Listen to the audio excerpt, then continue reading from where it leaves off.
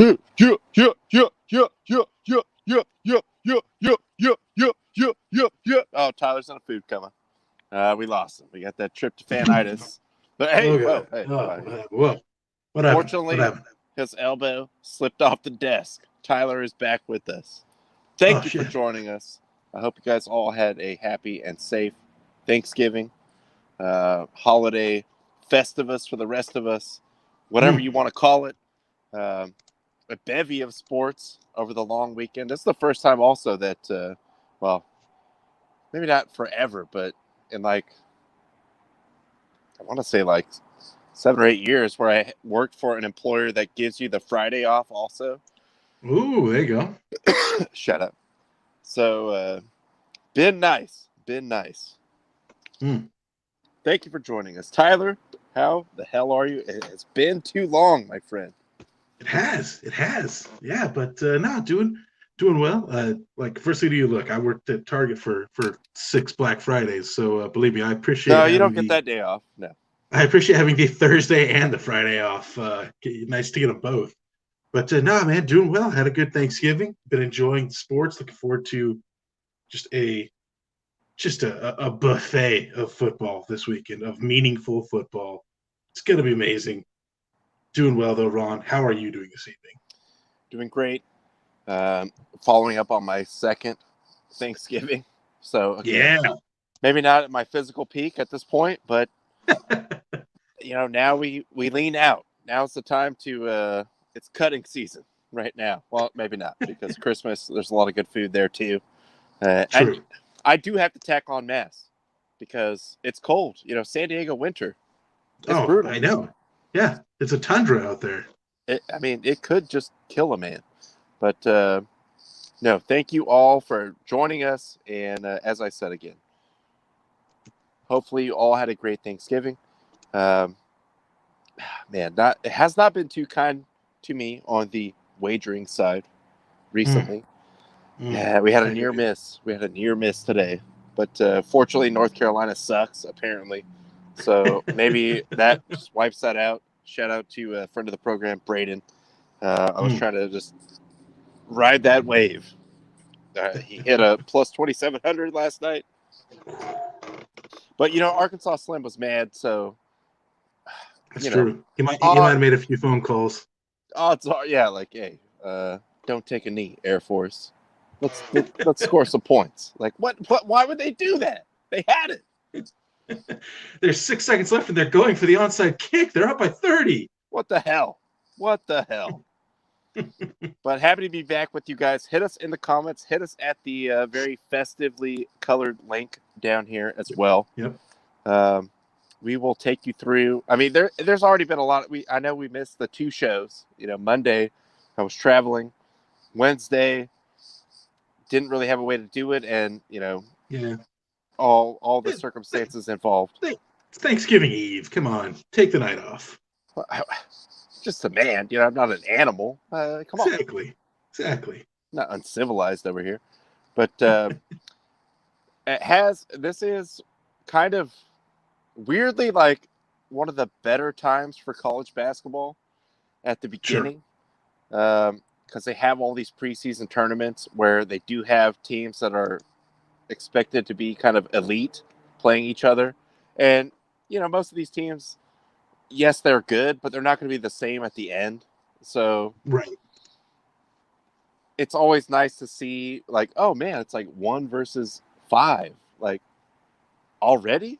But it's not the same as college football. We're like, well, we can't afford to lose one game because Exactly. we It just ruined your entire season. we might not get asked back. You know what I mean? So college basketball, they kind of have this early season, well, I wouldn't say renaissance, but like surge, and then Yeah. you kind of just ride it out, and then you get in the conference season, then you kind of see where it shakes out, and then we get to conference tournament, and then Mm. the big one. Mm. But college football, on the other hand, is really grinding into like the meat. Now we're in the rivalry Just games. Now we're getting yeah. into the conference championship games scenarios as far as the playoff goes. Um, do you want to start with the playoff standings, or do you want to go through the? Well, let's just go with the current. Let's go with the current. Yeah, let's just Um, start with the playoff standings. so that's what we're looking at right now. Georgia 1, Ohio State 2, Alabama 3, Cincinnati. Hey, thoughts and Shout out prayers. Bearcats. Thoughts and prayers. Just do what was right. They finally did it, at least. Like, and plus, I feel like you should just put them in, like a couple weeks ago. And hey, it's on you guys now. Like, if you Yeah, lose, then you're going straight to number 18. That's all I'm saying. So right. it's up to you. Just so you know, you're hanging by a thread. But we will put you in on the condition that you better not lose. Yeah, but you know what? That's all you can ask for. Like, look, Cincinnati's undefeated. They're one of 3 undefeated teams left in the country. The other being UTSA. And let's not kid ourselves. UTSA could probably go undefeated for 4 straight years and would never get serious consideration. Although, shout out, I do think they are. I think they're in the ranking somewhere. Yeah, number 22. There we are. But I mean, yeah, like Cincinnati's got to be there. I think in like the committees. If Cincinnati loses beforehand, then sure, you could throw in Notre Dame or if Michigan wins, throw them in. Look, there's a lot of things, but it had to be the right move. Like Cincinnati had to. Holy shit! What a catch by a Washington receiver. Sorry, just stepped away for a second. Apple Cup action. Live Oh cutaway man. for the Apple Cup. But yeah, look, Cincinnati had to be in the top 4, and like you said, it's the committee's just saying at this point, like, look, all right, prove us wrong. We keep winning, and we'll keep you in here. Prove me wrong. And Cincinnati did get a nice win today over East Carolina. So now they got the conference championship against Houston next week. That'll probably be their toughest opponent of the year. I mean, outside of maybe Notre Dame, I guess. But yeah, that's the big proving point right there. I do want to ask you. I'm kind of afraid, but I will. Okay. As we go into the upcoming games, we got to start with this one. I know how you feel, but if Michigan were to win this game, Oh, this game's tomorrow? Oh shit! oh. Just snuck up on me. I mean, they have to go in, right? Like Ohio State is not going to stay in the 4, and Michigan is on right on deck at 5. Oh, totally. Yeah. If Michigan wins this one, it's a massive if. Which is an if. If they win, look, that's 2 losses for Ohio, including 1 to an Oregon team that is proving to not be that good at home, mind you.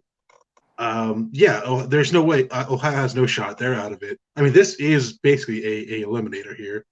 So if Michigan can win and then win the Big Ten championship next week, then absolutely they're 100% in the playoffs.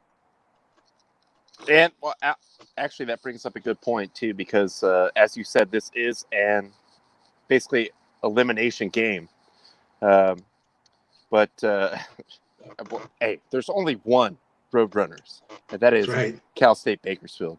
Roadrunners stay running. But this seems like, if you look back at the thing here, yes, you could see it's like a de facto, maybe a 6-team playoff, I guess, at this point with the current format. I don't think anyone could move really that much higher up when you go to 7 and 8. But I do have to share with you, friend of the program, again, Braden Sobrenit's insane Excel spreadsheet. I saw it. I saw it earlier today. It was great. Series that he produced. Actually, there was a lot of things in there that I was very much on board with. I was like, I don't know if we need the 12, but I like the format. I like where you're going. So, future, director of the college football playoff, Braden Sobrenit. You heard it here first. He has been a guest on this program. But it's a home game for Michigan, which is nice. Tickets just as low as $236. The stadium only holds 105,000 people. But, 110, thank you. Oh, okay. My bad. Obviously, I'm not even to your bias, just for chaos. I'm rooting for Michigan. But I don't know. I don't know about that. And we saw Ohio State just get buck wild loose, pardon the pun, last week and just blow it out. So they are capable of doing that. We'll see. But rivalry game, who knows? Well, to your point, I don't even think this is chaos, though. It's because, I mean, whoever wins has to be a top five. Whoever loses has to be out of contention. I don't even know if it's necessarily chaos. So I guess it's chaos in the fact that Michigan's won once in the last 10 years or 12 years, I think. I don't know. Would it be more chaotic for Michigan? Harbaugh gets a 20-year extension. Oh yeah. They'll before he can even shake Ryan Day's hand, they'll be meeting him at midfield with a new contract if that happens. Look, and you're right. Yeah, Ohio went off against Michigan State last week. I've seen some people argue that it was a sort of ideal matchup for Ohio, being that they are a really good passing team, and Michigan State was statistically the worst passing defense in the country. But we've seen Ohio do that, against better passing teams as well. I mean, they've got talent all over the field. Michigan looked good against Maryland, but lads, it's Maryland. I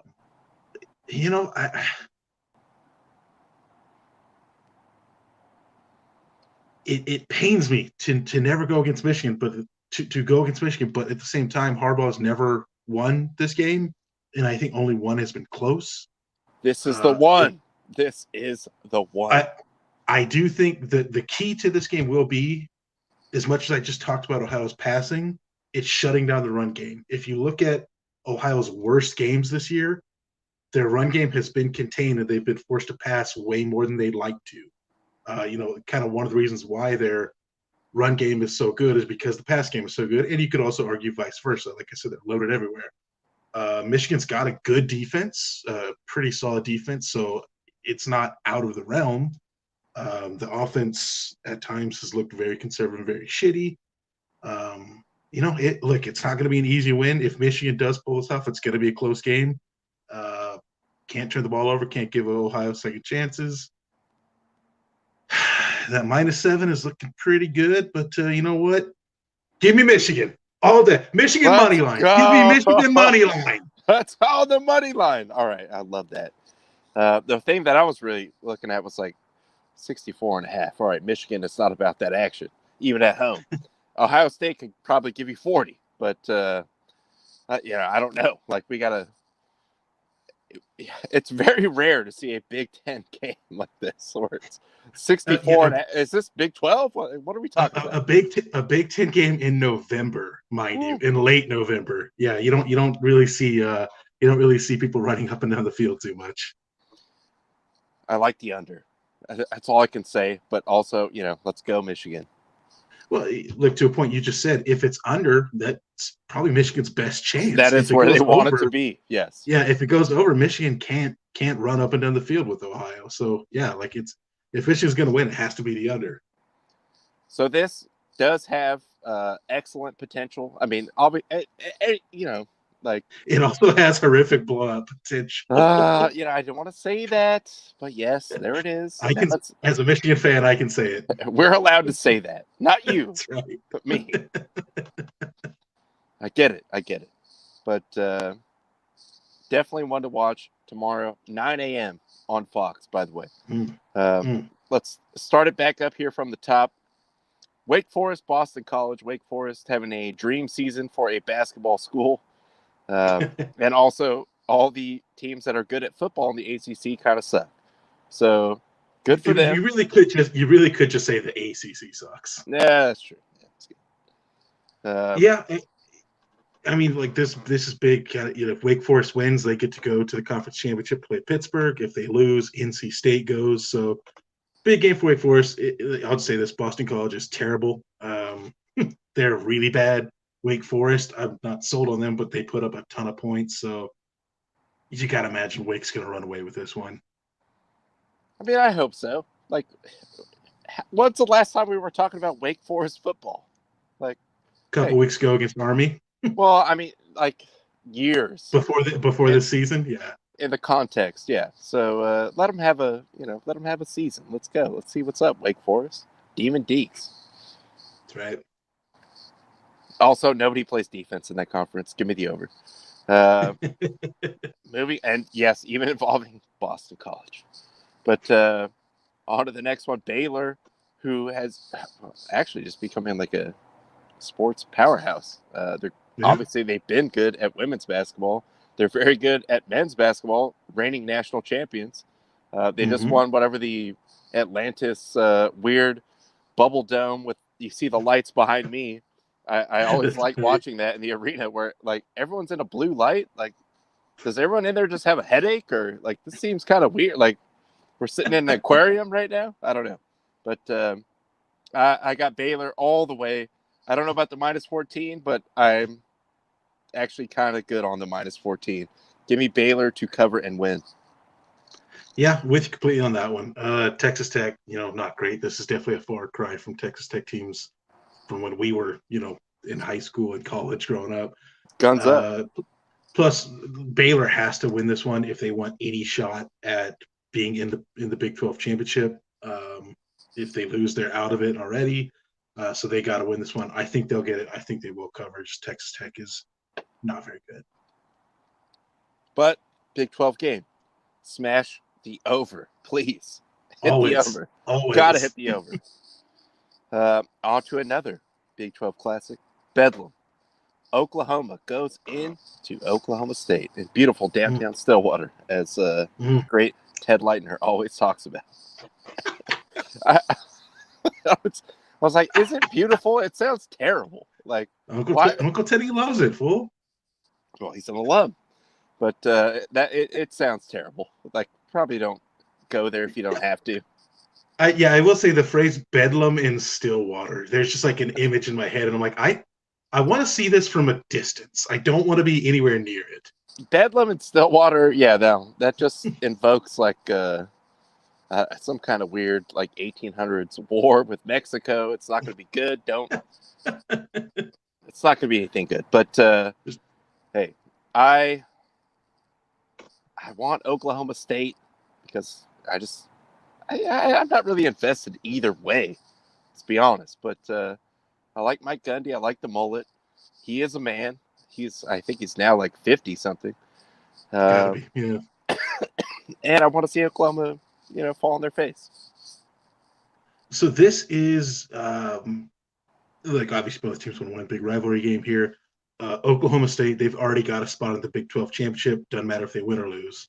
Oklahoma needs to win or they need Baylor to lose. So we could get Bedlam 2 weeks in a row. If Oklahoma wins this or if Baylor loses their game, then this game kind of becomes irrelevant because they'll just play next week in the Big 12 championship. Back-to-back Bedlam. But one thing, and we don't talk about it much, and it never gets talked about because, well, Big 12. But even like taking out the Big 12 factor, Oklahoma State's defense has actually kind of sneakily been really good this year. Oklahoma has just been bad. Like they've won a lot of games by single digits against teams they should be blowing out. Or coming from behind, where it's just yes. All right.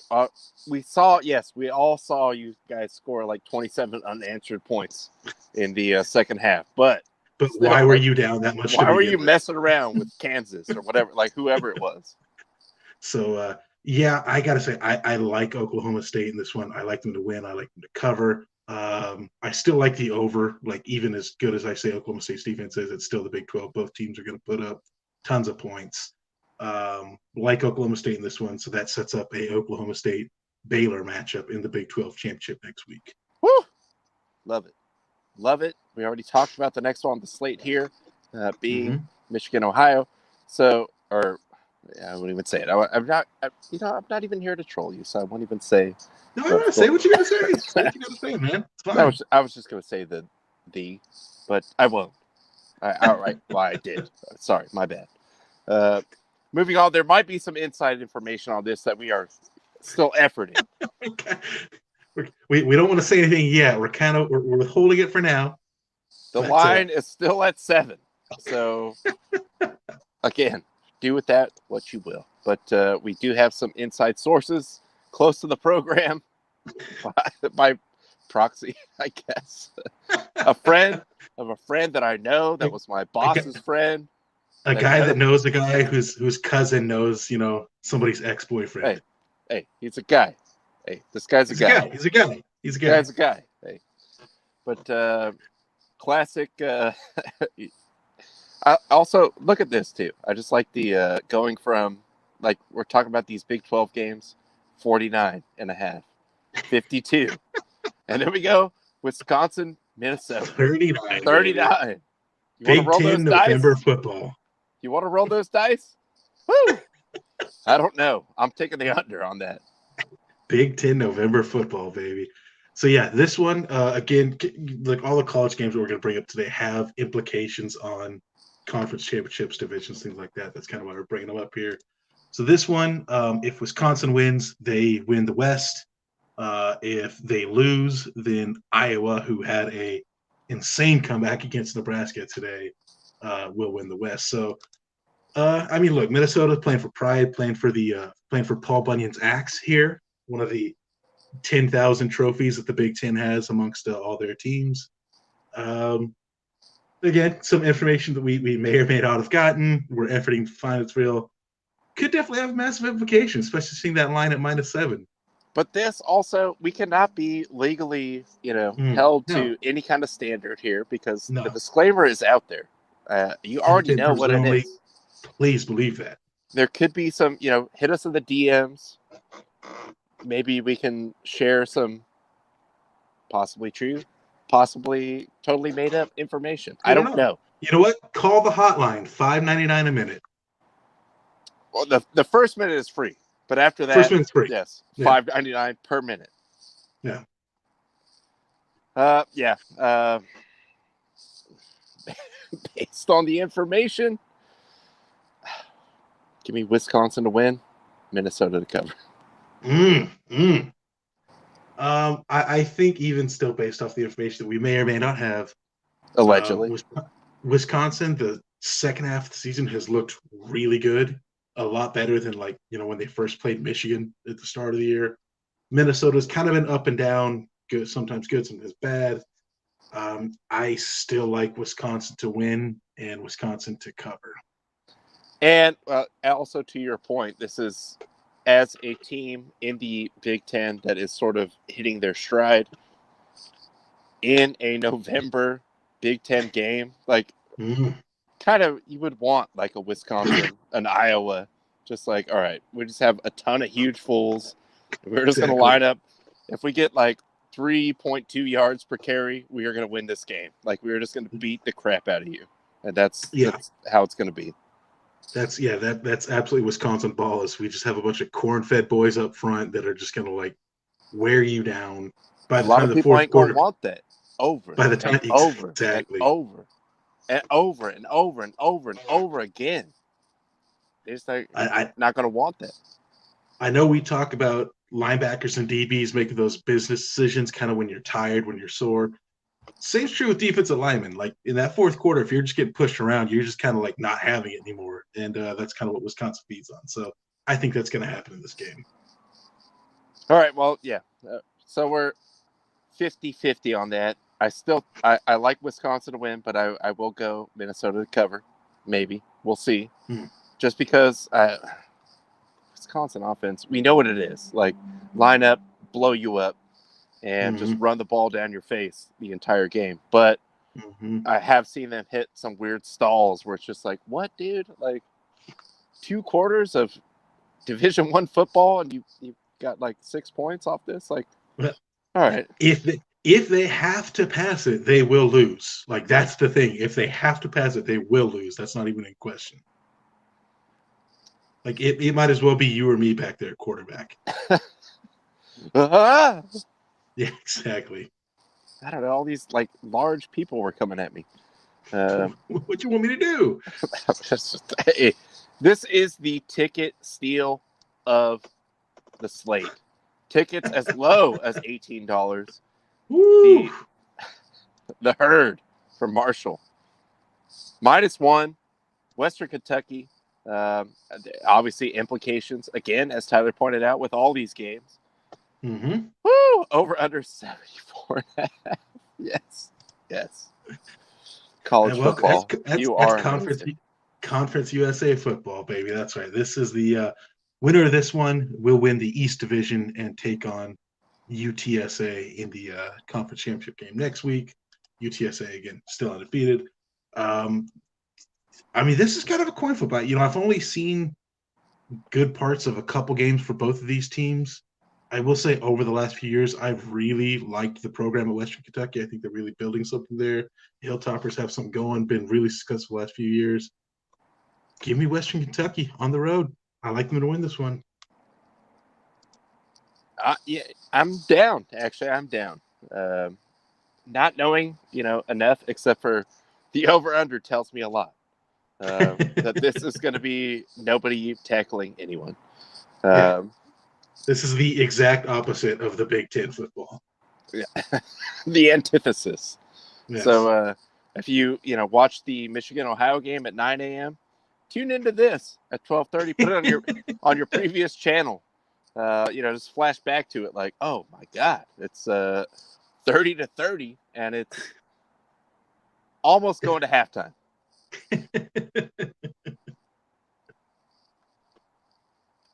On to the next one. Miami of Ohio, not the U, unfortunately. But we will get back the U. Trust. It's all about that U. Hope so. Yeah. Yeah. It's not guaranteed. It's not guaranteed. It is not guaranteed. But implications everywhere as well. Kent State hosting Miami of Ohio. Favored by 1. Over/under, again, 65.5. Gotta love you. College football. I'm going to go over. I'm going to go Miami of Ohio. Okay.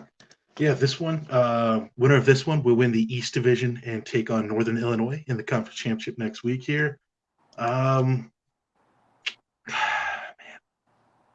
I will say this, I'm sad we have no more Maction, although my wild Maction parlay on Tuesday just blew up in my face completely. No, you did what you had to do. I thought that was a good move. Look, it was, last Maction day of the week. I took both underdogs money line. It didn't work out. It actually worked out horribly. But that's all right. Worked out horribly. Did it work this out? One, it just didn't work out at all. You know what? Give me the home team of this one. Give me Kent State to get the win and get punch that ticket to the conference championship. All right. And give me the over. Yes, of course. When it comes to the MAC, always take the over. And a brisk 29 degrees, partly cloudy. Also, ooh, at $14 tickets. Look at that. Dick Stadium. Oh, this is steal of the weekend. As we move on until all right, the next two are not going to be that cheap, so I'm good on that. Oregon State. Oregon, yes, they were flirting with the playoff, but they were finally exposed. Oregon number 3. I mean, they got up to 3. Really, dude? Come on. I know it is the Conference of Champions, but not still, in football. Not in football. No. And very rarely in basketball as well. But anyway, we have Oregon State and Oregon. Civil War. Well, I don't know if they're allowed to call it that anymore. Although, there's been plenty of civil wars. I don't think it's personally offensive to anyone. I think they came up with some new name. I don't know what it is. The civil dispute. Yeah, just yes, a civil disagreement. Misunderstanding. We'll just call it a misunderstanding. Like we don't see along the same lines on a couple things. I do like Oregon to cover and win. I kind of like this under though, and I'm not a big college under guy, but Oregon is better for sure than Oregon State. Oregon State has put together a nice little season though, and I think Oregon wins at home. Of course, Autzen going crazy, and rivalry game, all the stuff that goes into that. Plus, who knows? They're going to come out wearing some kind of Nike jerseys that turn you invisible or something. Like that would be a major upgrade for them. Just wide receiver running across the middle and he just disappears. Wow. Next thing you know, he's just standing in the end zone. So yeah, this one again, as we've said, all these have some sort of implication on them here. If Oregon wins this game, they win the North. They will go to the Pac-12 championship, take on Utah to get punched in the mouth again. You're right. Right now, it looks like Wazoo's pretty much got their game at hand, so that will eliminate Oregon State. But if Oregon State can win this game, that'll put Wazoo in the championship. I know it's at Autzen, but you know what, man? Oregon State, they won last year. Give me Oregon State again this year. Ooh, okay. All I right. think that they might just have Oregon's number here. I don't think Oregon wants to get punched in the mouth by Utah again next week. Utah. Yeah, give me the Beavers. Give me the Beavers. Let's go Beavs. And then on to, friend of the program, Rob, who was here last night watching the Raider Cowboy game, which we will get into shortly. All-time leading scorer in SEC history, Dan Carlson, came through time and time again when he was called upon. I know things aren't working out, as good as you want with his little brother, but give him time, all right? He comes from the Carlson line. That's right. It's The good. Iron Bowl, Alabama at Auburn. Mm. Definitely, Auburn does have the home game, and we have seen so many weird things happen in this. Like the cliche of anything can happen in a rivalry game. This one is definitely right up there, especially with Alabama. Auburn, not, really ever been like a pushover program, but Alabama being the juggernaut that they are, you could see on the road they're favored by 20.5. I just don't trust Auburn to score enough to. I think Alabama will cover that, but all right. Iron Bowl, Auburn covers, Alabama wins by like 17. That's a pretty solid pick, I think.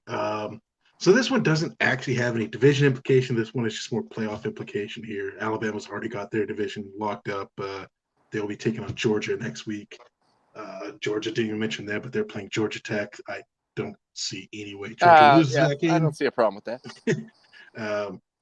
But yeah, I mean, look, what was that? 8 years ago, that was the kick six in that Alabama Auburn game at Jordan Hare Stadium. Yeah, look, I mean, you typically would say throughout the records, in Alabama hasn't been performing to what people expect from them this year. So I do think Bama wins this one. I do think Auburn covers the 20.5, especially at home.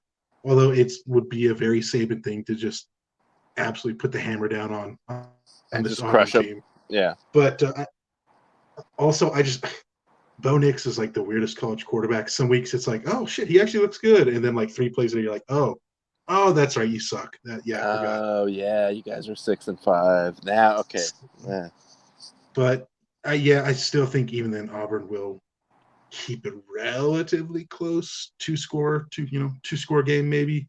But yeah, Bama wins this and goes into the also, I think I really want Bama to win this week because I think there is a path the committee could take that if Bama loses this week and then wins next week, put in a 2-loss SEC champion into the playoffs.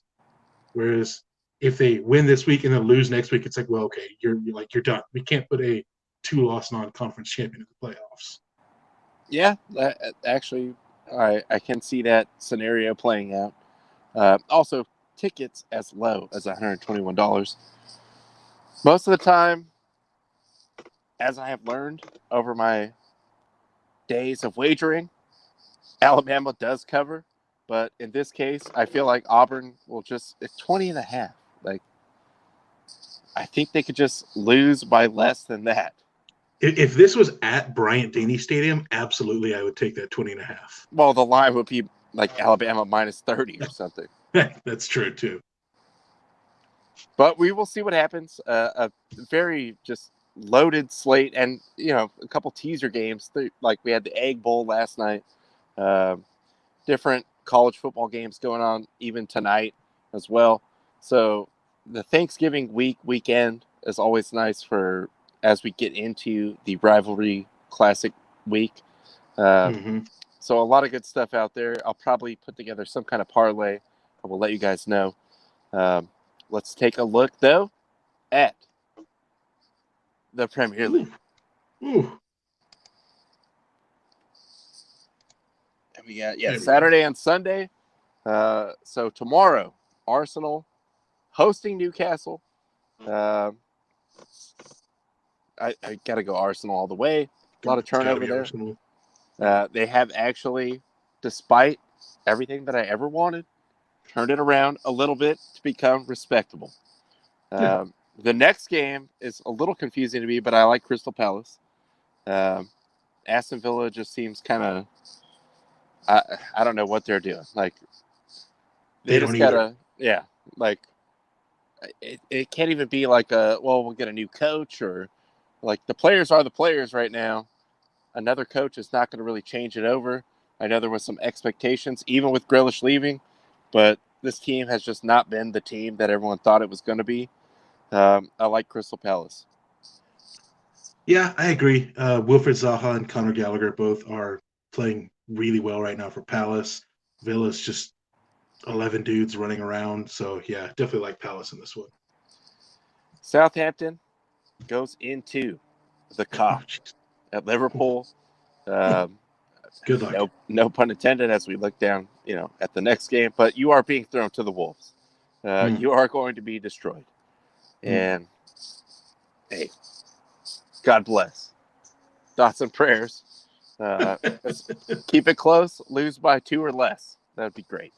I don't know what the goal line is on this. I have to look it up. But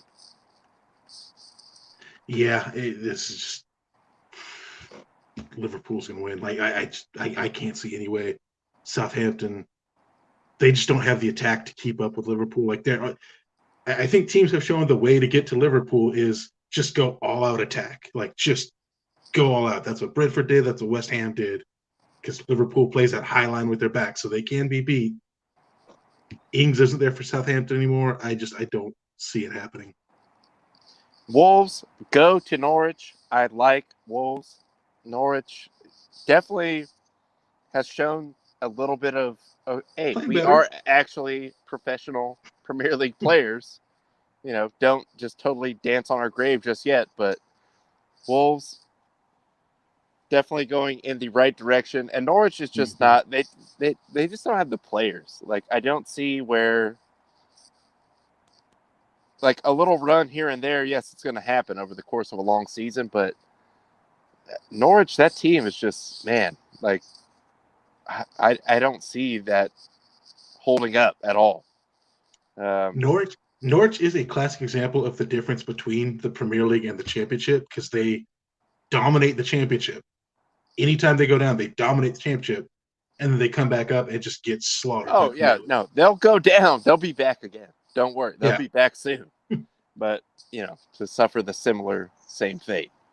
Yeah. Unfortunate. I like the colors, obviously. Green and yellow.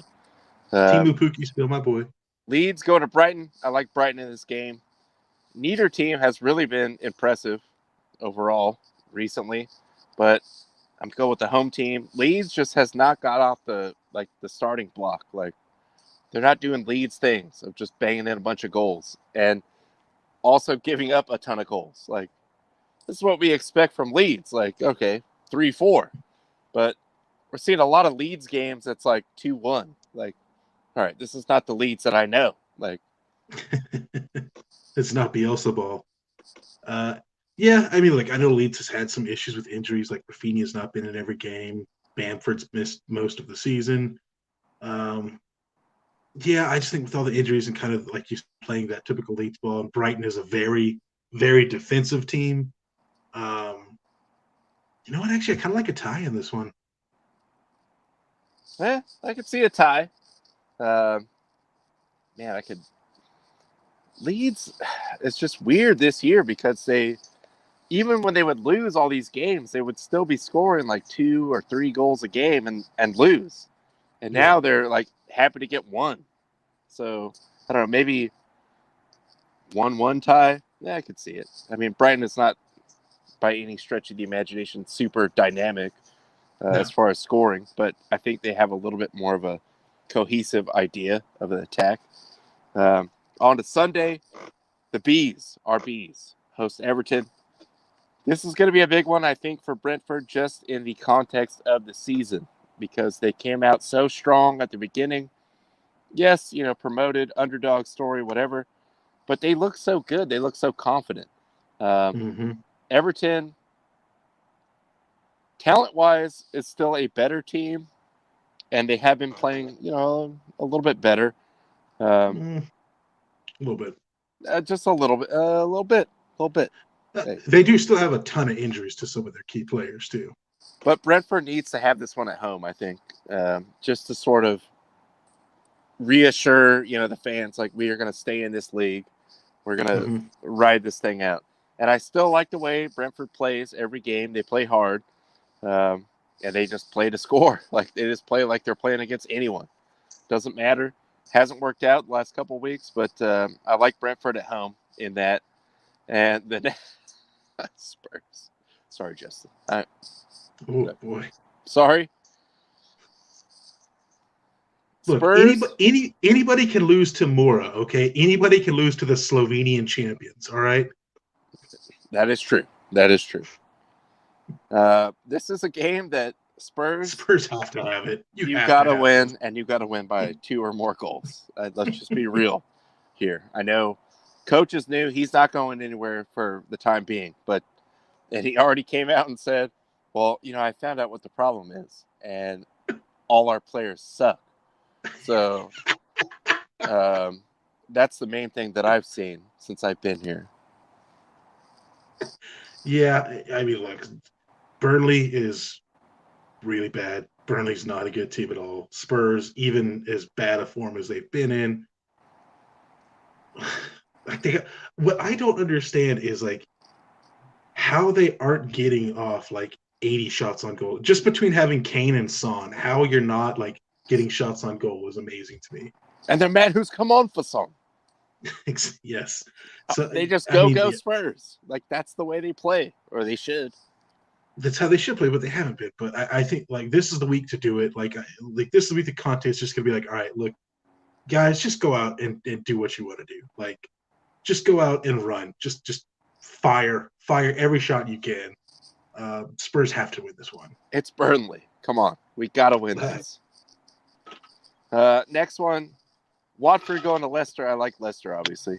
At home, of course. Big game for the Hammers. Come on, you Irons. Although I will say this, Watford's been playing well recently, and lest we forget, they beat Man U 4-1 at Old Trafford last week. Does that even count? I mean, it's got no, that game wasn't at Old Trafford. Sorry, that game was at Watford. Watford's been playing better. Leicester hasn't been playing that great, but I agree. Leicester should probably still win this one. Leicester should win at home. Like, this would be a game if they lose or tie this at home.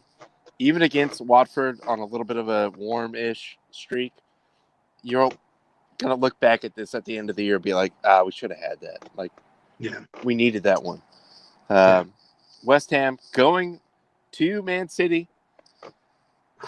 Let's go tie. Let's go tie. 2-2. That's what I want. I'll take that all day. Dude, you know what? If West Ham can score 2 goals on Man City, I don't even care if West Ham loses. Getting 2 goals on Man City would be insane. Their defense is ridiculous. This is not going to be an easy game. Despite West Ham beating Man City in the League Cup, I don't know if that's going to inspire Man City a little bit more to win this one. Right here. That's where we're living. That's where we're living. Rent free. If Ogbonna was still in the lineup, I'd probably have more confidence in West Ham's defense to maybe shut them down. I love a tie. I don't think it'll happen. I think Man City wins this one. I think they'll have a point to prove, but I would be over the moon with a tie.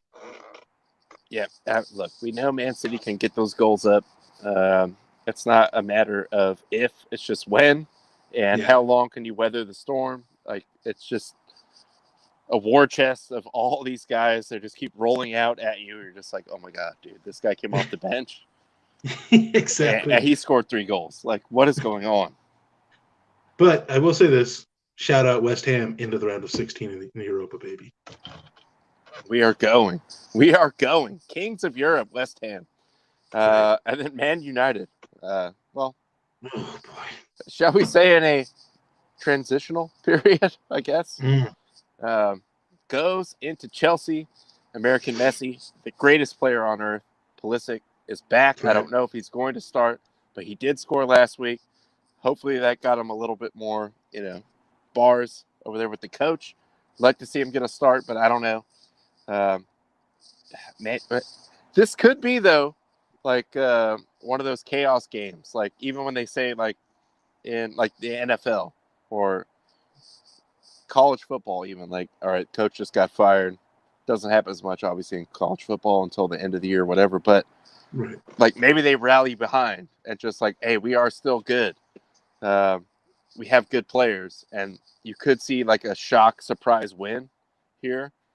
But Chelsea is a lot more continuity, obviously, like pretty much anyone than Man U at this point, and at home and playing well. I think give me Chelsea like 3-1 in this game. So to Man U's credit, I thought they looked really good in their Champions League game on Tuesday. I think was that Villarreal they beat 2-0.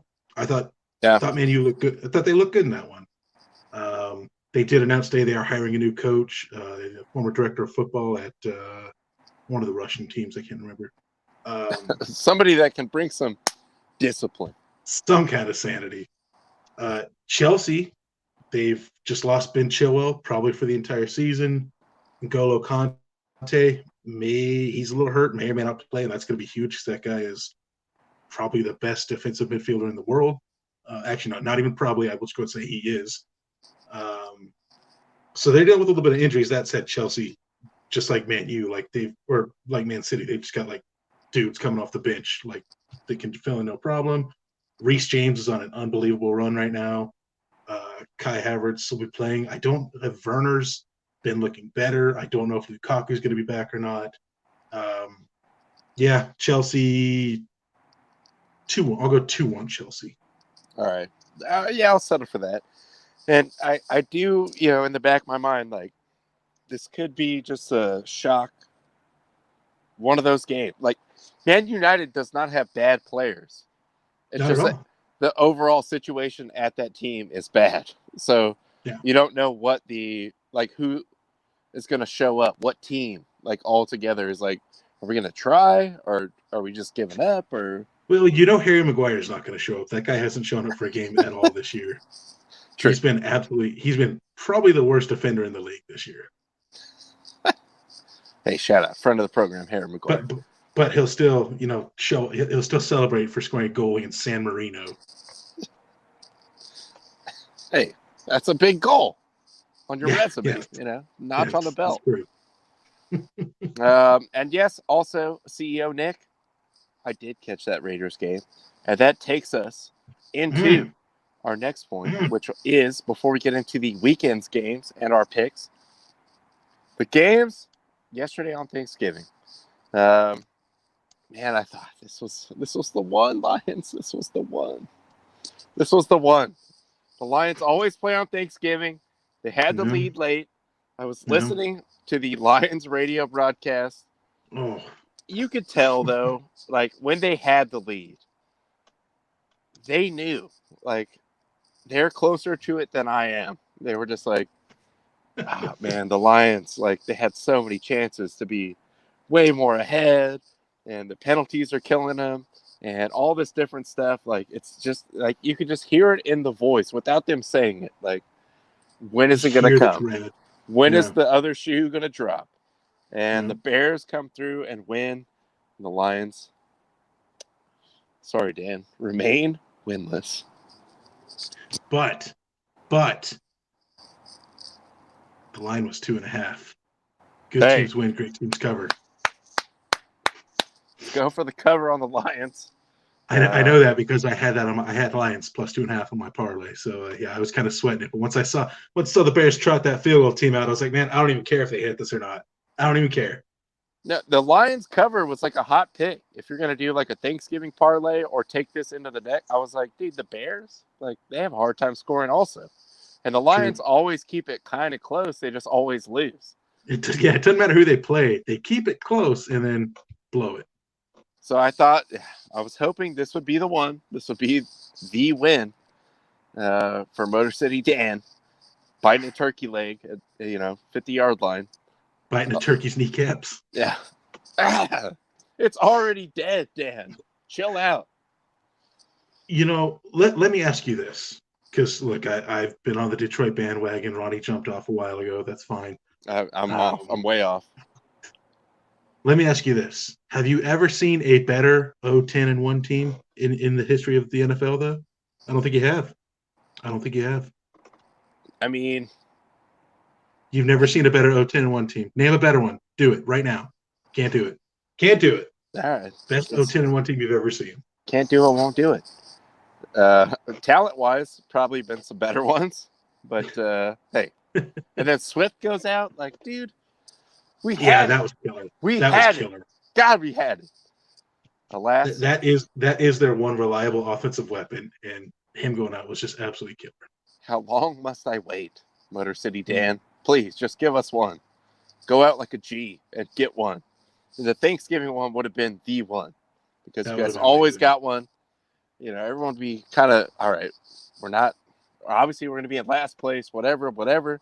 We get our win on our national TV game that everyone's watching. Lions football, baby. We're coming back. But no, they couldn't even get that. So it made me sad. They will get one this year.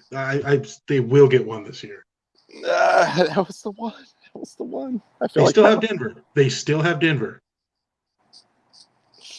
I don't know. I think they have the Bears again. They have Minnesota again. Like, look, there's some games they can win out there. They will win one. There's a lot of games they can win. It's not about that. This was fair. The game they could most win, and they did not win. But okay, whatever. We move on to better and brighter news. As CEO Nick pointed out, boom, Raiders going to, and also we got some free football. Although apparently the NFL schedule on Thanksgiving, when they have the 3 games, they want to own your TV for the entire day. They don't even delay the start of the other game because look, not like I really missed anything when I was able to turn over finally to the Bills Saints game because, as you can see, but I thought they were just gonna wait to kick that game off. Like, all right, well let's have the other one end, and then we'll start this one, and then we got 3.5 more hours of just owning all the TV ratings, but they were just like, nah, screw it. Plus, New Orleans, so you have to kick that thing off at some point. Simeon can only wait so long, but that's true. Shout out to the Raiders. We are not going to the playoffs. I mean, maybe now that there's a bunch of teams going to the playoffs, maybe they do. The AFC's crazy, bro. They might be in the playoffs. They're one game back in the loss column in the division at this point, which is insane. Absolutely insane. But I'm just happy to beat the Cowboys. We don't play the Cowboys that much, so we can lord over them for the next, whatever it is, 3 years until we play them again. 4 years. Hey.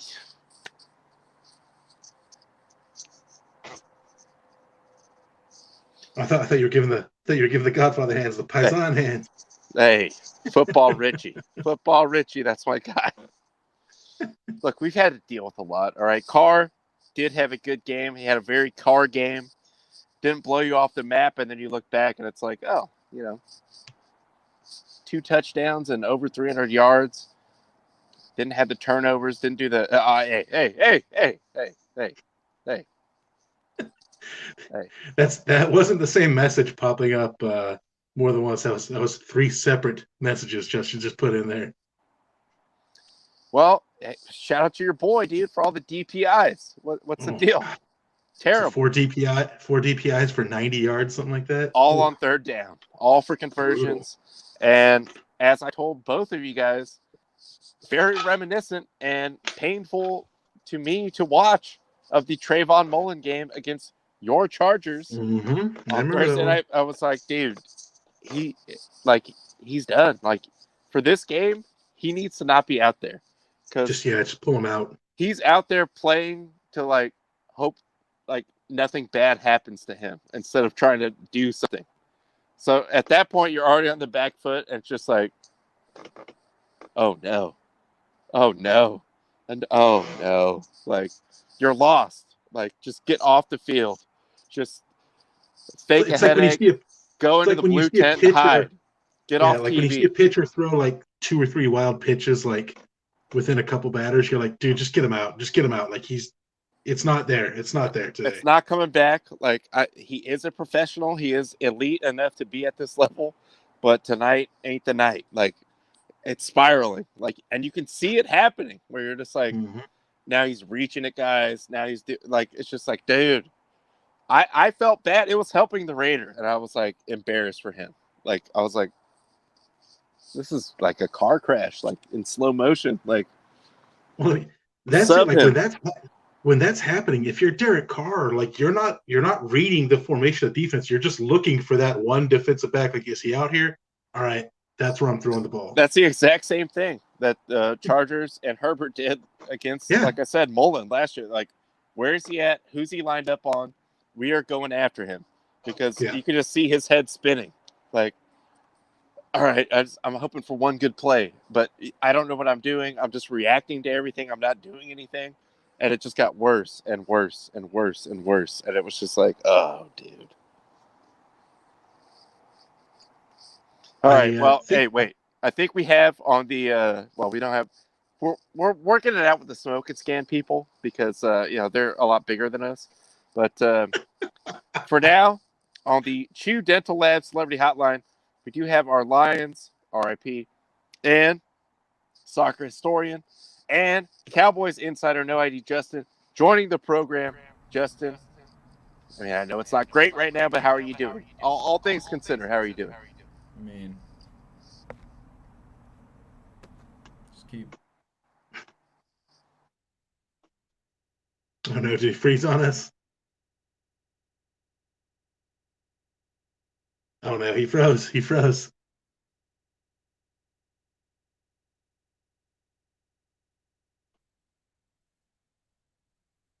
He, oh no, he froze. He froze. Okay.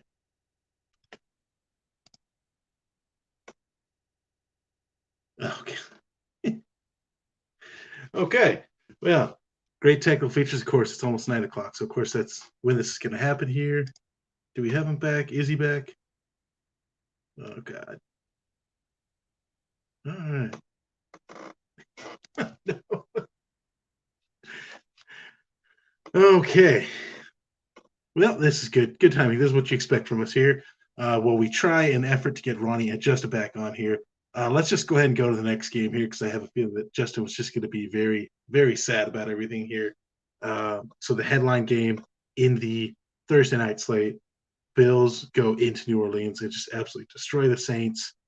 I don't think anybody's really that surprised by this. The Saints are just an absolute dumpster fire without Jameis Winston, which says a lot about the team because, as we've said multiple times on here, he's a guy that will win you the game and a guy that will lose you the game. And without him, they are just absolutely terrible. Bills, I thought looked fine.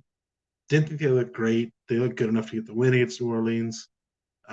But so they get the win. So they are back, I believe, in a tie with the Patriots for the top of the division. Patriots, I believe, are on a bye week here, so they'll stay tied for the week. But there's not much else to really say about this game. It was great. I think we have him back. Do we have Justin? Are you here? Fucking Sean Hockley, man. He flagged my fucking contribution Dude, to the show. he didn't like it. He didn't. He was gonna get his dad to No. flex on you. And I heard you guys mentioning, Anthony Brown just kind of falling apart in that game. I'm not disputing all 4 defensive pass interference calls, but I mean, here's just a couple tidbits. Oh no! Oh no! Did he just freeze again? He did. Oh God! I love technology. I love technology. All right. Well, while Justin gets this sorted out, let's let him get it sorted out, then we'll bring him back on. But like I said, yeah, nothing to really say about Bill Saints. I don't think we learned anything we didn't know about either team. So let's go ahead and move on to NFL Sunday action here. We've got in our first game of the day, Pittsburgh going on the road to Cincinnati. Big divisional game here. Cincinnati's kind of trying to regain their form, get back into the hunt, while Pittsburgh is, I think they're sitting in a playoff spot right now. They're looking to come back after a loss against the Chargers here. God, this this is a game I could really kind of see going either way. Like Cincinnati looked really good to start the year. They've been kind of iffy recently. Pittsburgh, you could kind of say the same thing. Yeah, Bengals 3.5. You know what? Give me the Bengals to win it. I think I'm going to take them here. I kind of see, I can see just in the back, but your screen looks like a Channel 99 from the 90s. Anybody gets that, shout out. So I'm not going to bring it on until we can get the camera situation fixed here. But yeah, I'm going to take the Bengals this one, but I'm saying it with not much confidence. Again, this game I can see going either way. Here we go. Do we got Ronnie back? Nah. There he is. Yeah. There's Ronnie. And actually, you know what, Justin? If you just want to go to an icon screen, we can just bring you on and just use the audio here. Let's see if we can get Justin back on. All right. Justin, can you hear me? Yeah, can you hear me? Yeah, we can hear you. Okay, sorry. I don't know what the hell's going on. Like I said, it was probably Sean Hockley, but Could have been. Yeah, I had to switch to the phone. I'm the opposite of Ronnie. Around 9 o'clock, my computer decides it doesn't want to work, and I have to switch to the phone. Gotcha. So, but real quick, to your comment about Anthony Brown, yes, there was a multitude of errors on his part. That being said, it still got me? You still got me? Still here. Oh, I got you. So that being said, the Cowboys have played the Chargers. They've played the Vikings. They've played Tampa Bay. They've played even Carolina. The reason I'm naming off those teams, I feel that all those teams have better wide receiver cores and more talented wide receiver cores than the Raiders. That being said, Anthony Brown coming into this game was the #1 rated Pro Football Focus man coverage corner and didn't have a single penalty called on him the entire season. The guy comes into this game. He not only does he get 1 penalty called on him, he gets 4 defensive pass interferences. All 4 defensive pass interferences were on 3rd and 6 or longer to force a first down for the Raiders and give them an extra set of downs. Furthermore, the total yards he was penalized was 91 yards. A single individual player has not been penalized that amount of yards in an NFL game in over 2 decades. Like, there's too many, and one more for you. Raiders and Cowboys combined, that's the first game in the Super Bowl era where both teams combined for 900 yards of offense and both teams had over 100 yards in penalties. That was the most disgusting game, regardless of outcome, and I mean that from the bottom of my heart. Regardless of outcome, that was the most disturbing, horrible game to watch while consuming prime rib or turkey or mashed potatoes or whatever your plate of choice was. You just slightly, just kind of gently glide down to sleep. Like, yeah, it was so disgusting. Bullshit. You know what? And thank God that Roadhouse was on, because we capped the evening watching Roadhouse, and that really, really sent me home feeling a lot better. I felt like if Dalton was playing left tackle, Dak's not getting touched, but that wasn't the case. So yeah, there was a lot of questionable calls. I'm sure even the Raider fan would agree. I do agree. I thought Derek Carr's LeBron James level sell job when somebody bumped his helmet with their shin, like, that was just He's insane. A man of passion, all right? He's a sensitive guy, okay? You know what? I hate the man and I hate the sin now. Whoa. Yeah. No. Hate the man and the sin. But yeah, what else can be said? I mean, these are 2 teams that, both really needed this win. I guess you could make an argument that the Raiders needed it more just because of the way their division is. And you know what? I'm happy, dude. It is what it is. For taking the loss the way we did. You don't sound happy. I'm just saying. Well, you know what? I have close friends that I value that are Raiders fans, and I have a father that is a Raider fan. So, I got to find that silver lining somewhere. I mean, your guy's coach is a racist and one of your receivers killed somebody. So, I mean, not the current coach, dude. You guys needed a break. Hey, right here. And both those guys are off the roster now. You got to give the Raiders the credit for that. Yeah, we cut bait, dude. We don't tolerate that. We are the And- most forward-thinking franchise in football. We had the Just- first female executive. We You had did. Flores. We had Art Shell. Like, hey, Mm. don't hit me with that, dude. Come on. First team to fire a guy on the tarmac, and that guy was white. You're standing up for racial injustice. I'm proud of you. Boom. Yeah, no, it was just all around. It was just a tough watch, man. And after watching the Lions let one slip through their fingers, I mean, dude, it was it's a rough day, man. I didn't even watch the damn Bills game. I don't know if you guys did. You missed nothing. It was Yeah. it was a stunner. It was great.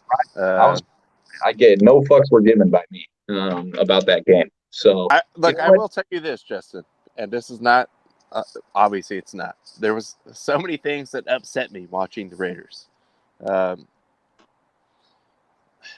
Dude, Cleveland, why are we even jumping over the guy on the extra point? Like, okay, you already are a bust. Are you just trying to get cut right now?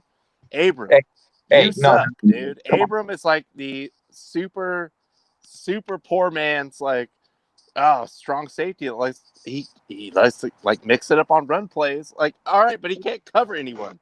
Like every time I see a pass going down the field, it's the back of his jersey, like diving at somebody. Like Clelin Ferrell, how dare you? That man made a hell of a solo tackle on special teams. dude, I hate them all. I hate them all.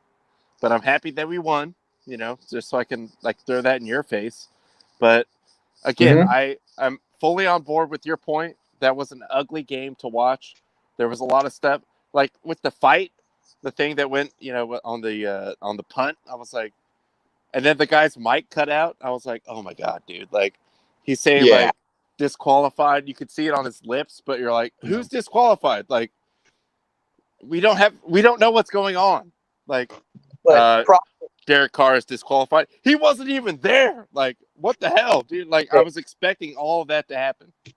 Props to Hockey Lee and the referee staff, though. They wanted to make sure that Mike McCarthy didn't have the chance to fuck up the clock management. So they just made sure that they took matters. That was my hope at the end when it was getting like, kind of tight butthole. I was like, all right, well, we still got a chance, dude. I wish we were up by like 10, but for the record, I got Mike Mack over there. He might just bungle this, so it could be sweet. For the record, all those people for years and years that are just like, Dallas has so much talent. Dak can't win with this talent. You've seen now for 2 weeks in a row what happens without the number 1 and the number 2 wide receiver. It is abysmal. Nobody can get separation. Nobody can get open in man coverage. I mean, I was the guy coming into the season like, man, I hope we bring back Michael Gallup. Get that dude the fuck out of here if he's anything higher on the depth chart than number 3. Yeah, it was just tough to see, man. And Dallas needs to figure this shit out. You got to stop trotting Terrence Steele out there to start on the O-line. At this point, I'd rather them put Greg Zuerlein at left tackle. Like I feel like we got a better team. Put Zeke at left tackle. We've seen he can pass block. Hey, can we give a shout out also though? This is not even like at all Raiders related. Tone Pollard, fucking balling, and Schultz. That guy's a dog. Schultz is a dog, and I was going to say, to Tone Pollard's credit, how dare you let him make that play and get it down to the goal line, and then you feed Zeke for the fucking 1-yard touchdown. That was just one step over. Like, my Zeke fantasy just blew up off this one. No, definitely. Pollard was the bright spot. He's added even more gasoline and fuel to the fire for the dumbass Dallas fans that think somehow Zeke should be traded and Tony Pollard should be the workhorse. But again, it's just Dallas has got to figure this shit out, man. Like you can't. It's a very winnable schedule, but the Eagles have an even more winnable schedule, and now they're only 2 games back in the division. So this could go a number of different ways, but I mean, it really is shaping up. Lo and behold, and if you'd asked me this 3 weeks ago, I'd have laughed in your face. But it is shaping up that Week 18, Eagles versus Dallas, is probably going to decide this division. That's just the way it's shaping up right now. Dallas I think it's shaping up. Cowboys, Raiders, Super Bowl. Let's go. Is it back on track? I don't know, man. We're looking at 7-11, bro. I don't know. We sneak in. 7-11's still going to win your gonna division, be there. right? Yeah. As long as we can solve the Heineke riddle. I mean, this guy's a freaking beast. But we get the Jameis-less Saints next week, so we'll see how that goes. That's a good break. It looks like it's going to go pretty good for you guys. Well, it's I know you didn't watch the Bills game, but I they didn't. sucked But ass. I also know that it's a lot easier to have an easy game against the Saints when both Mark Ingram and Alvin Kamara are not active. What did they have? At one point, I think I heard the stat they had like 16 carries for 27 yards in the run game. Like It was bad, dude, and it was super bad too because it was the Breeze like retirement game. He was like on the call. And it was like, all right, all these like feel good vibes for Drew, and then he's just like trying to straight face it, like, man, they shouldn't have done that right there. Like, I don't. They You screwed know the he wants to be out Bills. there, just like, dude, just put me in right now. Like, I will come down the elevator, go on the field, give me some pads, I will go. Exactly. Halftime, you go grab that dude and you fucking text Michael Thomas and you say, "Hey, Drew's back." And then all of a sudden, Michael Thomas has a miraculous recovery and he's able-bodied and ready to suit up. And then, they're hanging 45 on the Bills, especially with Tre'Davious White going down. And Josh Allen, the lesser Josh Allen, obviously, he was trying to give it back a little bit at the beginning. I was like, dude, what are you doing? Like, what the hell? He had 2 picks. He ends up with like 4, I think, touchdowns, 4. But it was like all garbage time. It was like they were just running over him at that point. It was all Bills Mafia in the Superdome. I just love, too, that there's people out there talking shit like, Dallas, man, why don't you guys win a game in November? Like, bro, Tony Romo was like 29-5 in the month of November for his whole career. How many titles did that get him? Like, it just don't. It is what it is, man. You're going to have stinkers. You're going to have bad games, and it's how you respond. So, these guys got to pull be Derek Carr, is what you're saying. That's what I'm hearing. Anyway. Yeah. Hey, and as much as you just gave props to my boy T. Pollard and the Dalton Schultz fence that we run, how good is fucking Micah Parsons? Dude? He's a beast. He's an absolute animal. I mean, there's a lot of talks that, we start progressing from, this guy's getting Defensive Rookie of the Year to like, he might be a viable candidate for Defensive Player of the Year by the time the year's done. I mean, he's double digits in sacks for a guy that never played pass rusher in college or high school. He is all over the place, man. He is a fucking weapon. And, I'll use the old adage, man. If we had 11 Micah Parsons, we wouldn't be in this situation, Well, I mean, it cuts both ways because the Raiders' offensive line sucks ass. So, saying. There's plenty of that out there. Ours didn't look much better, buddy. Ours did not look much better. You guys got like a ton of guys hurt and whatever. I was like, this is our only chance. Like, the only thing that we are good at is defensive line play. And they still weren't really getting off. I was like, dude, what the hell? Hey, and I get like the 4th string Dallas O-line. Like, come on. Crosby gets all the love, and rightfully so. Yannick Ngakoue is a fucking player, dude. He's a dog. That guy is a problem. For sure. It's crazy to look at that team, too, and be like, hey, Clelin Ferrell, you're looking at all these guys, and it's like, no. Ngakoue, fool. I know enough about Ferrell to know he sucks, so I'm not worried about that. But let's get on to some real picks here. I will see you in the Super Bowl, Justin, by the way. That's just guaranteed at this point. One can only hope. I'm at the bottom right now. We got to crawl back up. I just don't want misery. This to cause some kind of severe rift between you and your father, who seems like a great guy. He's not. He's got his head on straight. This guy's a team of the decades Raider fan. To his credit, he is the one that switched the channel to Roadhouse. So, like maybe he is a swell guy. That's a good call. Yeah. Pain don't hurt. I would have absolutely rather been watching Roadhouse than that fucking Bills Saints game. The last game sucked. I just watched it because I was like, I gotta watch some more NFL until the end. But God, it's so bad. It's terrible. It is. And I appreciate you gentlemen not mentioning on the show about my super secret text that I sent you earlier with insider information, because that's only for the 3 of us. I mean, I don't know what look, nothing's been confirmed. Nothing's been confirmed. Entertainment purposes only. Please believe that. Please believe that. But we might be really throwing the budget of this show tomorrow. That's all I'm saying. We might not have to ever do this show again with the financial windfall that is sure to come with, allegedly. Yeah, it's too hot. It's too hot. All hearsay. Yeah, it's all hearsay. Yeah. Even the sharps are on it. All right, let's go to the first game. Pittsburgh going to Cincinnati to the Natty. I don't know. What do you guys like here? I got Cincinnati minus 3.5. I like Pittsburgh to cover that. Pittsburgh is just going to win, dude. You know what? No. You guys all say I'm a Steelers fan. You are. I'm not. Will you just pick the Steelers so they lose, please? Like, fuck, No. man. Cincinnati's going to win. Lock it in. They're going to cover the 3.5. There he is, ladies and gentlemen. Super secret Steelers fan trying to reverse psychology the pick. Yep. Reverse psychology. Yep. I know your tricks. However you want to feel, go ahead. This actually a month ago, easy ass pick. The way the Bengals have been reeling, makes it a lot more difficult, I'll say. But I got to go Bengals here. I have to. Smoking Joe Burrow, smoking Joe Mixon. Give it to him. You want a money line or covering that, or what do you want here? Whatever wins. Money line. Fair enough. Before you guys came back on, I picked Cincinnati. I'm gonna go Cincinnati money line. All right. We are in lockstep on that. But only me and Tyler did it for the right reasons. That's right. You know, restart the show. Shut the show down. I'm so upset. Are you trying to? You're just in your feelings about what happened last night. It wasn't even a good game of football. Are you trying to call a penalty on me right now? Are you going to throw a flag for that comment? Is that what's going on? Automatic first down? Yeah, I figured. Boys, let's calm down here. We got the game of the week. We got the game of the week to talk about. Tyler's right. Game faces. Jets v. Houston. Let's go. We got the game of the week here. Jets at Houston. I mean, guys, this is it. Football peaks here.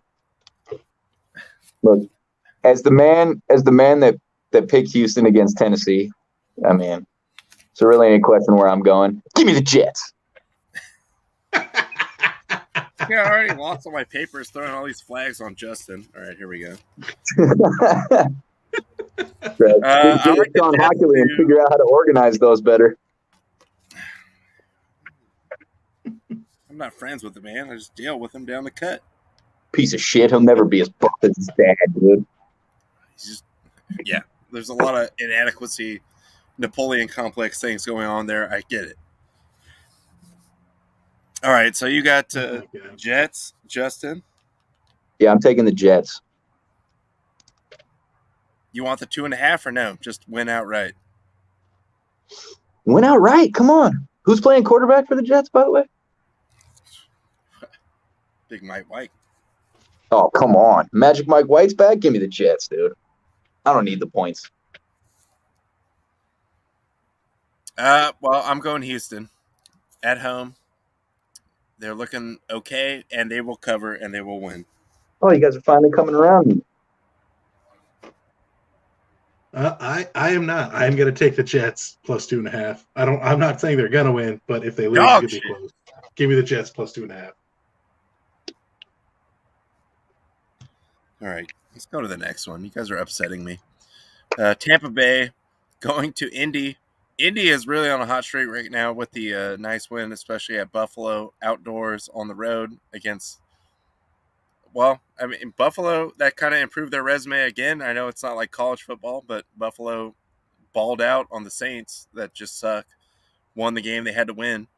+3. Dude, give me the Colts. Give me the Colts. Are you taking a +3 or are you taking them to win? I'm taking the money line. Ooh. What is that? What is that spread? I can't see it because I'm on my tablet. Bucks are favored by 3. Sorry, 3. Oh, it don't matter. Give me the Bucks. Actually, yes, give me the Bucks, dude. Tampa Bay's run defense is filthy, even for Jonathan Taylor. That was exactly my counter argument. Is yes, they're ready for this filthy. Jonathan Taylor is just on a whole nother level right now. Give me the Colts. Give me the Colts money line. Colts money line. I like where your head's at. Ooh, this is This is a stunner. Also, So spicy. woo! Some spicy matchups this week. You don't really see the 46 over under in the NFL, but here we are. Give me the Jacksonville +2 at home. Atlanta covers that and wins. So you're taking Atlanta -2.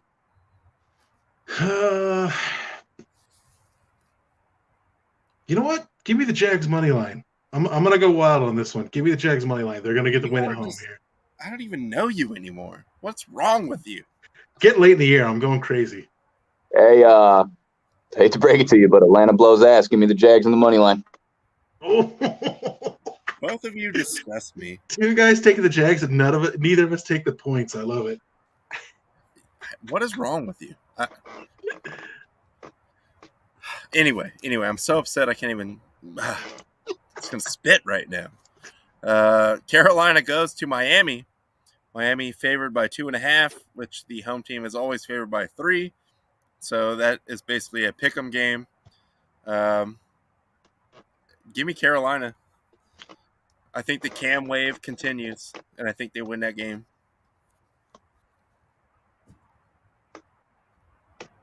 Carolina covers it and wins. Yeah, I think I'm with you on that one. I have no faith in Miami. Not that I have much faith in Carolina, but I have more faith in them. Give me Carolina. They cover the 2.5.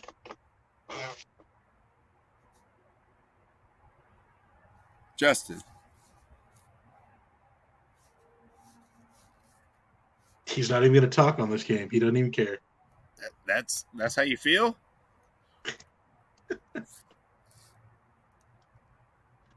All right, dude. He teased it to Miami +9.5. So that's what he wants. No, Miami not -9.5. Oh, okay, got you. Yeah. yes. I'm fucking here and I can hear you, you know? Well, Why who did you got that respond game to then? us? What's up? What? Because you made the exact pick I was gonna make, of course. Oh, so you like Miami -9.5? -9.5? You teased it out. We just said you teased the pick out. You can buy points back. That looks like 2.5 to me. I know, but we're assuming that you just thought they were going to win by so much that you were super confident. That's a flag, dude. Take that back. That's a flag. I'm running off 15 yards, and I'm taking Miami with the 2.5. All right, Miami covers 2.5. And the last one on this slate here, Tennessee at New England, Patriots. becomes an intriguing game. Tennessee has everyone that ever lived in the state of Tennessee injured, apparently. New England definitely going in the right direction, shall we say. -7 at home. I think Tennessee covers that. I don't know if they win. I'm going to say Tennessee covers. That's my pick.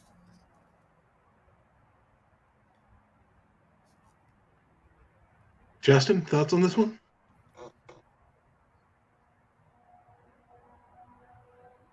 No? Okay. Well then, and this one, God, I don't like the 7, but I also don't like that Tennessee has all second stringers playing right now. I don't want to cop out and take the money line either. Give me the Pats -7. I think they'll cover.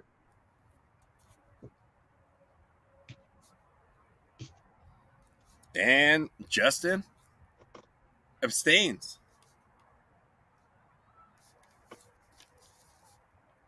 All right. All right, that's an automatic loss for you, Justin. He's teasing out. He likes over 87 points. Yeah, so it was 43 in that game. Something like that, 43 and a half. Just where they want it, in the sweet spot. All right, Justin, you got to have thoughts on this. NFC East Insider. Eagles going to the Meadowlands. Giants plus what, 3.5? 3.5, yeah. A slight boost as the home team. I like the Eagles in that game. And cover. Yeah, Eagles, I think I said it last week or 2 weeks ago. The Eagles, they're on a nice run. They've had fortunate schedule, but they've been beating the really bad teams. I think that continues here. Eagles will cover the 3.5 in the Meadowlands to get the win. Nope, you guys are both wrong. Clapper's out. Freddie Kitchens is in. Give me the Giants to hang on 45 and All win. right, Giants to win.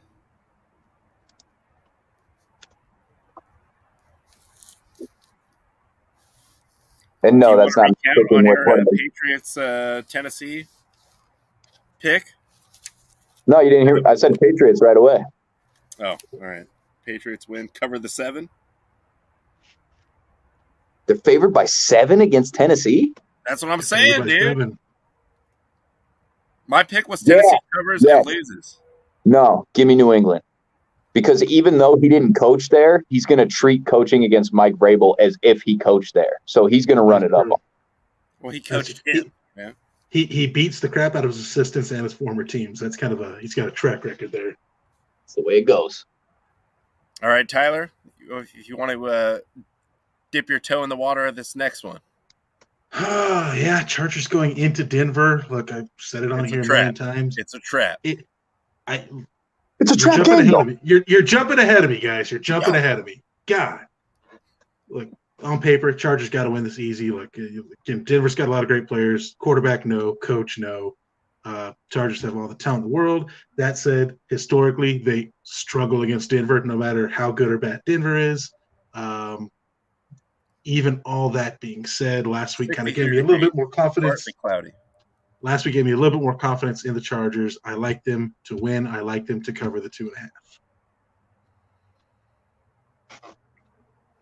Yeah, Justin, Yeah, I'm gonna go with Justin it. Herbert. I'm gonna go with that. Chargers win and cover. I'm going to take the Chargers to win and cover as well. Great. Justin Now they just Herbert, lost because we all three of us picked it. I mean, I'm not bullshitting, dude. Justin Herbert might be the best quarterback in the league right now. Yes, I'm aware of Patrick Mahomes. Yes, I'm aware of Thomas Brady. Yes, I'm aware of Aaron Rodgers. I truly believe Justin Herbert might be the most talented quarterback playing right now. And yeah, to your point, like Chargers the better team. On paper, the Chargers should win. Believe me when I tell you, that doesn't mean shit. They boat raced the shit out of us, and we were better on paper, top to bottom. So I'm just praying for the sake of my pick and the sake of your Chargers. I'm just praying that this isn't like a back and forth situation where like Denver has a good game and then Denver has a bad game and then Denver has a good game and then Denver has a bad game, because they played like shit last week. So that would mean they're due for a good game against the Chargers. And being that it's in Denver, that's never an easy place to play. But again, Herbert's too fucking good, dude. And Austin Eckler is too fucking good. So give me the Chargers. When he's good, he's good. But when he's hurt, he's not good.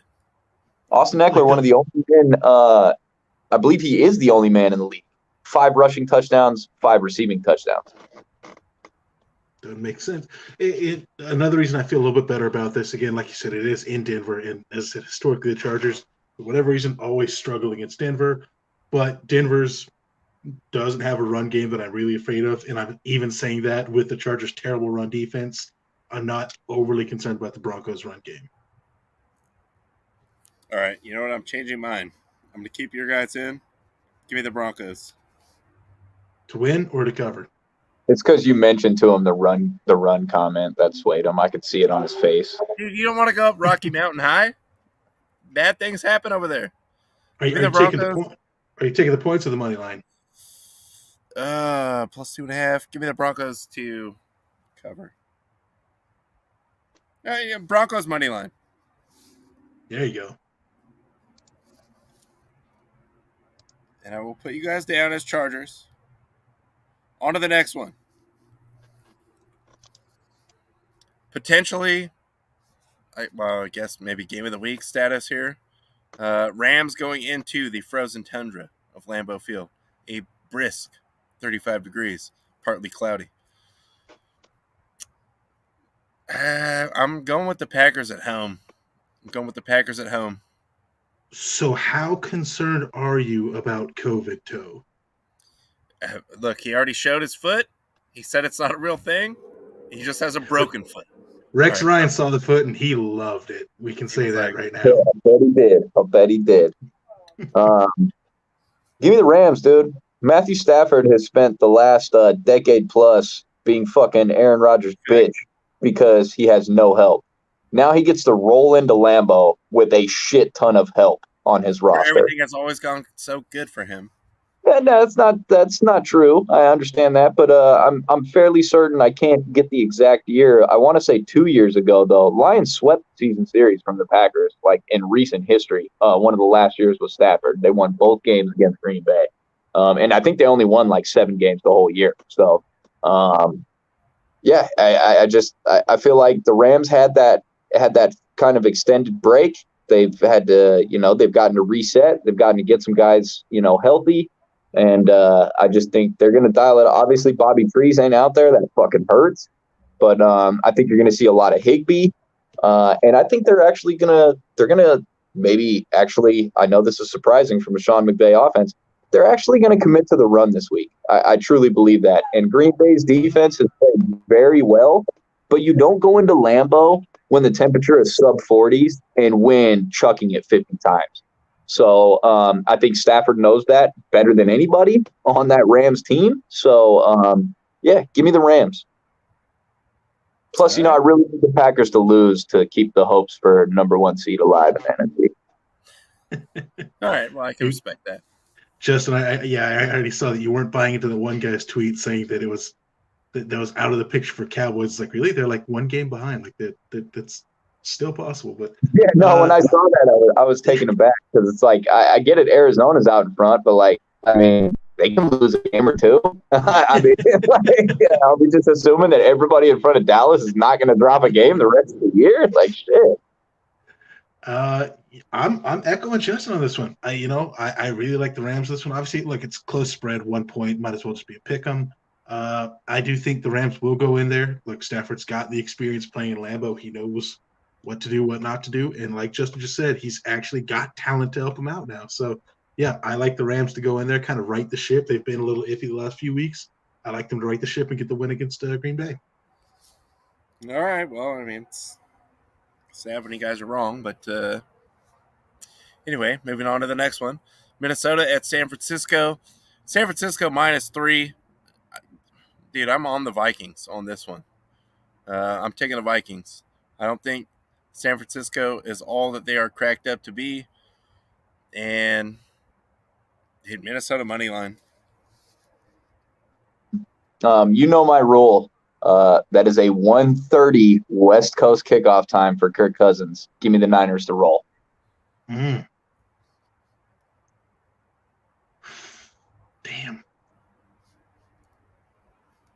Hey, he was going to take Minnesota until he heard me point that out right now. Honest, yeah, that's the actual honest truth. I was going to take Minnesota. When you said that, I was like, oh, shit, you're right. You know what? Give me Minnesota with the points. +3, I think. They're laying. Okay, they got 3. It could be. Yeah, give me Minnesota +3. Possible they lose because of Kirk Cousins, but I think if they lose, it'll be close. If they win, it'll be a blowout. Actually, no, it won't be a blowout. They like to blow leads. I'm going to pull the curtain back and give you a peek behind the mind of a genius.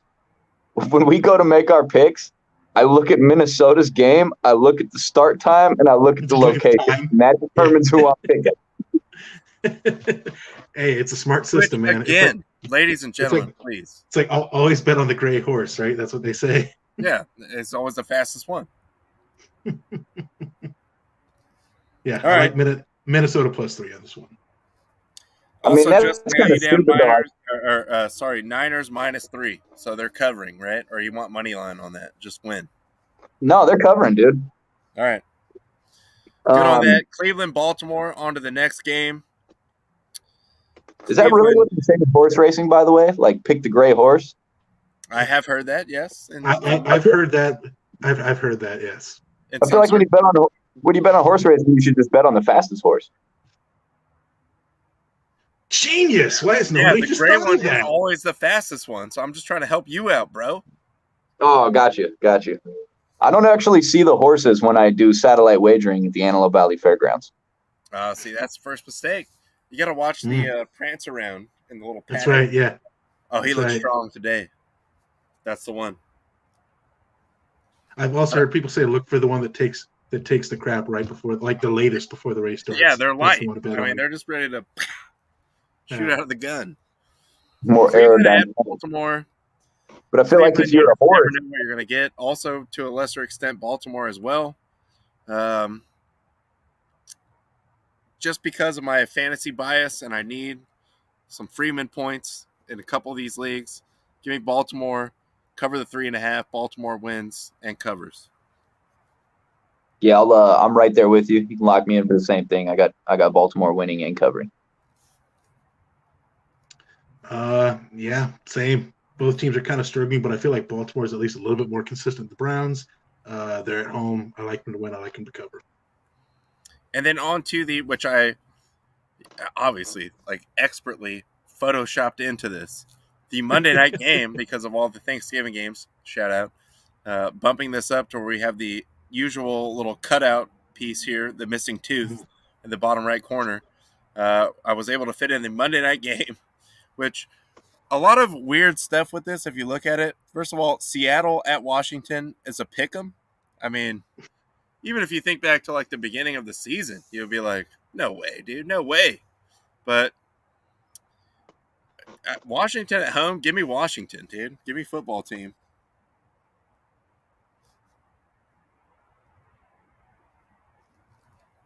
Yeah. Wow. Fuck.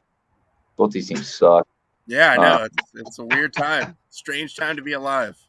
I mean, so you pick Washington. Does that mean we're giving up on the doctor's report that Russell Wilson is maybe the most powerful I told you my recovering theory already is he made the finger too strong because he didn't know how fast he could recover, and now he has a hand that's like Always Sunny, where he has the giant glove hands on. Have we confirmed recovered finger is way too long. He can't grip the ball right. He's whipping it out. He's blowing up the Gatorade thing. Have we confirmed? Can't rein it in. Have we confirmed with Ciara that the finger is too powerful? Efforting on that. One thing that we can't confirm is he is unlimited. So we do know that. It's still growing to this day. The finger, it can't be stopped at this point. It's taken over a lot of the Pacific Northwest. The size of it. It's blocking out the sun. What if it just takes over his body and controls him like that great episode of Family Guy where Chris Griffin gets the pimple and it makes him fucking do bad shit? Influences his decisions. Yeah. Russell's out there oh man, Tyler Lockett's wide open and his finger's nah, we're gonna throw this pick into triple coverage to DK. You got this. Oh man. Yeah, both these teams suck. What's over under 46? A lot of very sad over unders this week too. So that just kind of gives you the state. I mean, everyone's hurt. Who's injured, who's hurt, and what teams suck or actually have a chance.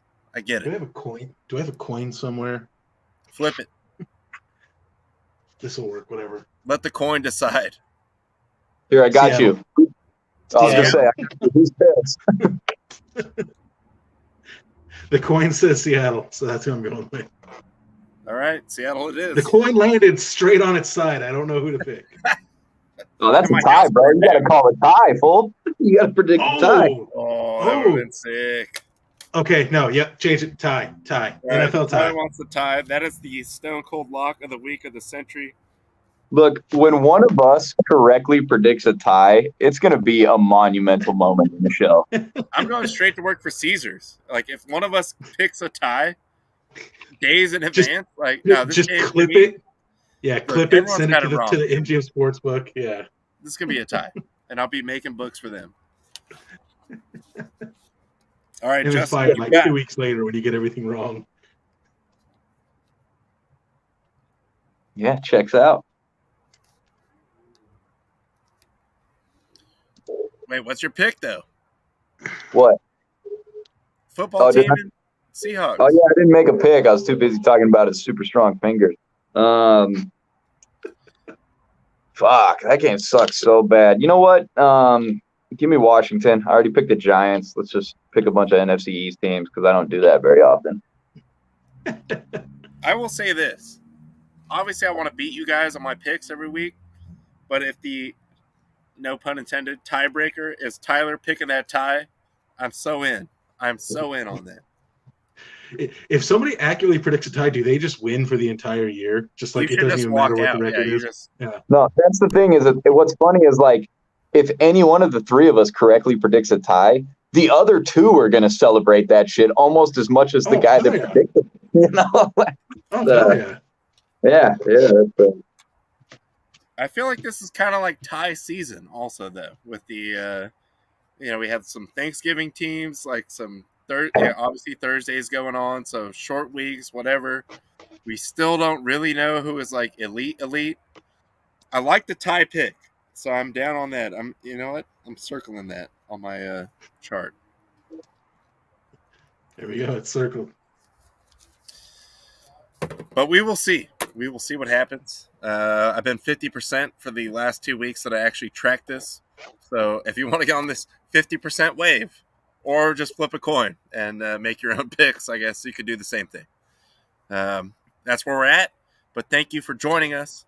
I don't have anything else here, I believe, unless Tyler, you have anything else you want to get into?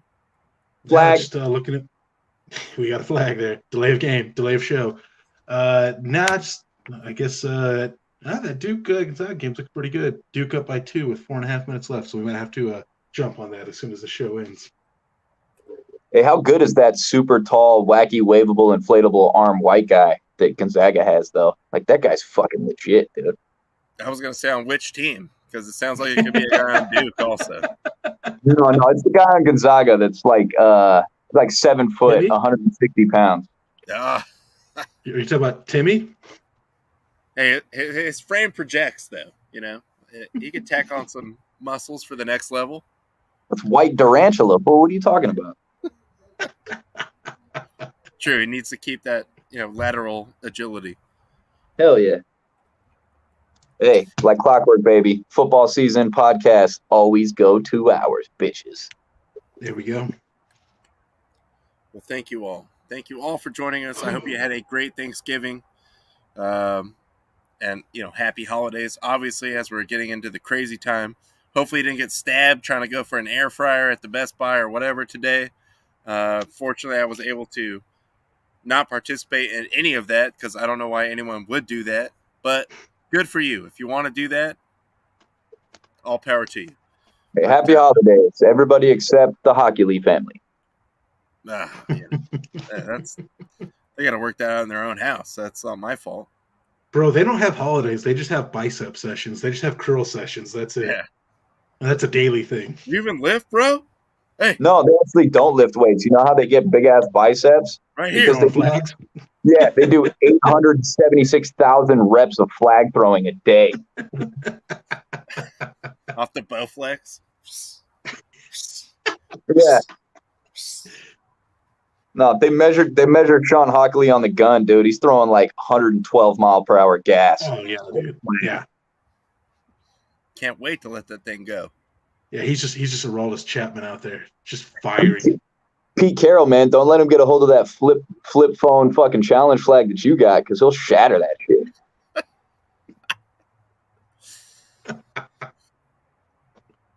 All right, well, Tyler, you got anything else before we shut it down?